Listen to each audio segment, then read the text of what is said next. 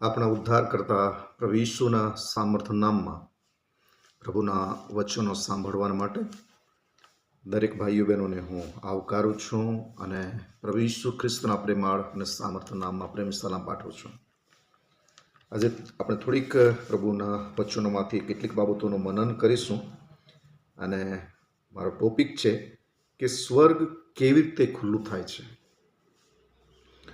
બલિદાનની વેદી અને પ્રાર્થના એ સ્વર્ગનું દ્વાર ખુલ્લું કરે છે. એનો અર્થ કે જ્યારે આપણે પ્રાર્થનાની વેદી બનાવતા નથી, પ્રાર્થના કરતા નથી, ત્યારે સ્વર્ગને આપણા માટે કામ કરવા માટે આપણે રોકી દઈએ છીએ. બાઇબલમાંથી એવી કેટલીક બાબતો આપણે જોઈશું. ખાસ કરીને પહેલી બાબત નૂહની વેદી અને બલિદાન. બાઇબલમાં ઉત્પત્તિ તેનો 8મો અધ્યાય 20 અને 21મી કલમમાં લખવામાં આવ્યું છે. અને નૂહે પોતાને સારું એક વેદી બાંધી ને સર્વ પશુ પક્ષીઓમાંથી તથા સર્વ શુદ્ધ પક્ષીઓમાંથી કેટલાકને લઈને વેદી પર હોમ કર્યો. અને યહોવાને તેની સુગંધ આવી અને યહોવાએ પોતાના મનમાં કહ્યું કે માણસને લીધે હું પૃથ્વીને ફરી શાપ દઈશ નહીં, કેમ કે માણસના મનની કલ્પના તેના બાળપણથી ભૂંડી છે. પણ જે મેં સર્વ પ્રાણીઓનો સંહાર કર્યો છે તેમ હું ફરી કદી નહીં કરીશ. આ છે નૂહની વેદી અને બલિદાન. નૂહ જળ પ્રલય બાદ પરમેશ્વરને ખુશ કરી શક્યો. એનું કારણ હતું કે એણે શુદ્ધ પશુ અને પક્ષીઓમાંથી પરમેશ્વરને હોમ કર્યો. પરમેશ્વર એમની સુગંધ આવી અને પ્રભુએ નૂહની સાથે કરાર પણ કર્યો, એમને આશીર્વાદ પણ આપ્યો. બીજી બાબત ઇબ્રાહિમની વેદી અને પ્રાર્થના. 12મો અધ્યાય ઉત્પત્તિ તેનો 12મો અધ્યાય ને 8મી કલમમાં લખવામાં આવ્યું છે. અને ત્યાંથી નીકળીને બેથેલની પૂર્વગમ જે પર્વત છે ત્યાં તે ગયો અને તેણે ત્યાં તંબુ માર્યું. ત્યાંથી પશ્ચિમે બેથેલ તથા પૂર્વે આય હતું અને ત્યાં તેણે યહોવાને સારું વેદી બાંધી ને યહોવાને નામે પ્રાર્થના કરી. પરમેશ્વરે ઇબ્રાહિમને તેડું આપ્યું. ઇબ્રાહિમ પોતાનો દેશ, સગા સંબંધી, કુટુંબ જે કંઈ હતા તે છોડીને જાય છે અને પરમેશ્વર એમને આશીર્વાદ આપવાનું વચન આપે છે. અને જેમ જેમ ઇબ્રાહિમ આગળ વધે છે તેમ તેમ પ્રભુના નામે વેદી બાંધતા, પ્રાર્થના કરતા એ આગળ વધે છે. પરમેશ્વર એમના માટે આશીર્વાદોના દ્વારો ખુલતા જાય છે. આપણે ઝડપથી આગળ વધીશું. ત્રીજી બાબત, ઇબ્રાહિમ પોતાના દીકરાને બલિદાન આપવાના માટે બલિદાનની વેદી બનાવે છે.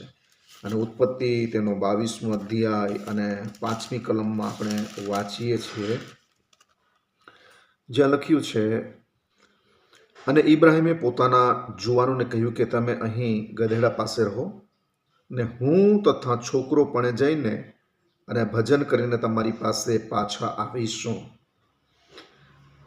બાઇબલનું વચન આપણને બતાવે છે કે ઇબ્રાહિમને જ્યારે એમની પરીક્ષા થઈ અને એમના દીકરા ઈસાક કે જેમના પર એ પ્રીતિ રાખતા હતા તેમને લઈને પરમેશ્વર એમને મોરિયા પહાડ પર એમનું બલિદાન આપવાના માટે, દહનાર્પણ કરવાના માટે પ્રભુએ એમની પરીક્ષા કરીને બોલાવ્યા. ઇબ્રાહિમ તૈયાર થઈ ગયા અને બાઇબલનું વચન કહે છે કે એમના પોતાના દીકરાને બલિદાન આપવાના માટે પણ ઇબ્રાહિમ તૈયાર થઈ ગયા. એનું કારણ એક જ હતું કે વિશ્વાસ. એમને વિશ્વાસ હતો કે જે પરમેશ્વરે મને દીકરો આપ્યો છે અને જેમણે વચન પણ આપ્યું છે કે આકાશના તારાઓને અને દરિયાની રેતીને જે તું જોતો હોય, ગણી શકતો હોય તો ગણી જો, એટલો આ વંશો જો આ પૃથ્વી પર હું તને આપીશ. અને એ વચન પર માત્ર વિશ્વાસ કરીને ઇબ્રાહિમ પોતાના દીકરાને લઈને એ મોરિયા પહાડ પર ચાલી નીકળ્યો. જો કે પરમેશ્વર એ દીકરાને ત્યાં બલિદાન થવા નહીં દીધું, ઘેટાની વ્યવસ્થા કરી. પણ ઇબ્રાહિમનો સમર્પણ, બલિદાનની ભાવના અને વિશ્વાસને જોઈને પરમેશ્વરે એમને એક ઘેટો આપ્યો અને એમનું બલિદાન થયું. જે જગ્યાનું નામ યહોવા યીરે પડ્યું. પણ ત્યારબાદ પરમેશ્વરે ઇબ્રાહિમને આશીષો પર આશીષો આપવાનું વચન આપ્યું ને એ વચન પ્રમાણે પરમેશ્વરે એમના ઈરાદા પૂર્ણ પણ કર્યા. આપણે આગળ જોઈએ છીએ ચોથી બાબત, ઈસાકની વેદી અને તે પર પ્રાર્થના. ઉત્પત્તિ 26મો અધ્યાય અને હું વાંચીશ 24 અને 25મી કલમ. અહીં લખવામાં આવ્યું છે, અને તે જ રાત્રે યહોવાએ તેને દર્શન આપીને કહ્યું કે હું તારા બાપ ઇબ્રાહિમનો દેવ છું.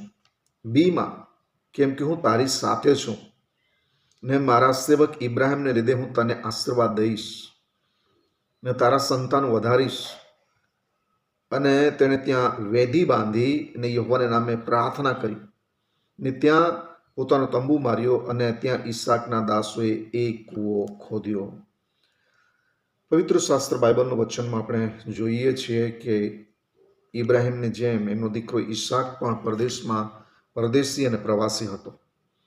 અને એવા સંજોગોમાં સ્વાભાવિક છે કે પારકા દેશમાં રહેવું, પારકા લોકોની મધ્યે રહેવું એ નિરાશાજનક કે દુઃખદાયક હતું તેમના માટે. તો છતાં પણ પરમેશ્વર એમના માટે આશ્વાસન આપે છે કે ઈસાક તારે બીવાની જરૂર નથી, કેમ કે હું તારી સાથે છું. જેમ તારા પિતા ઇબ્રાહિમને મેં આશીર્વાદિત કર્યો હતો તેમ હું તને પણ વધારીશ. અને પરમેશ્વરની સાથે વાર્તાલાપ કરવાના માટે, પરમેશ્વરની સાથે સંબંધ રાખવાના માટે પ્રભુની ઈચ્છાની યોજનામાં ચાલતા ઇબ્રાહિમે ઈસાકે ત્યાં વેદી બાંધી અને પરમેશ્વરના નામને પ્રાર્થના કરી. પરમેશ્વરે એમની સાથે વ્યવહાર કરવા લાગ્યા. આગળ આપણે જોઈએ છે યાકૂબની વેદી અને ત્યાં પ્રાર્થના અને કરેલો કરાર. ઉત્પત્તિ 35મો અધ્યાય અને પેલી બીજી ત્રીજી કલમ હું વાંચીશ. અને દેવે યાકૂબને કહ્યું, ઉઠ, બેથેલમાં જાને ત્યાં રહે અને તું તારા ભાઈ એસાવની આગળથી નાઠો હતો ત્યારે જે દેવે તને દર્શન આપ્યું હતું તેને સારું ત્યાં તું વેદી બાંધ.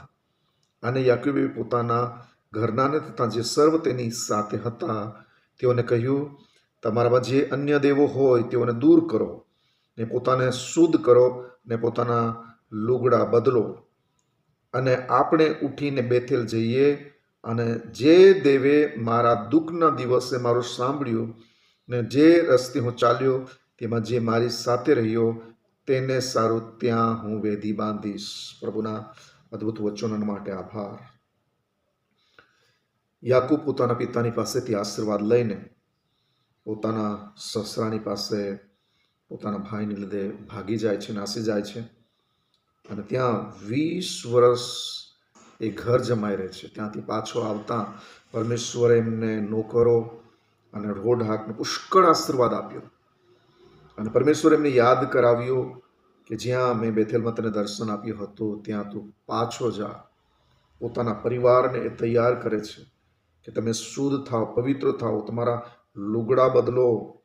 અને જે પરમેશ્વરે મને મારા દુઃખના દિવસોમાં મને દુઃખમાંથી બહાર કાઢ્યા એ પરમેશ્વરની પ્રાર્થના કરવાના માટે, આરાધના કરવાના માટે હું ત્યાં જનાર છું. અને તેઓ તૈયાર થયા, ત્યાં વેદી બાંધી અને યહોવાના નામે પ્રાર્થના કરી, કરાર કર્યો.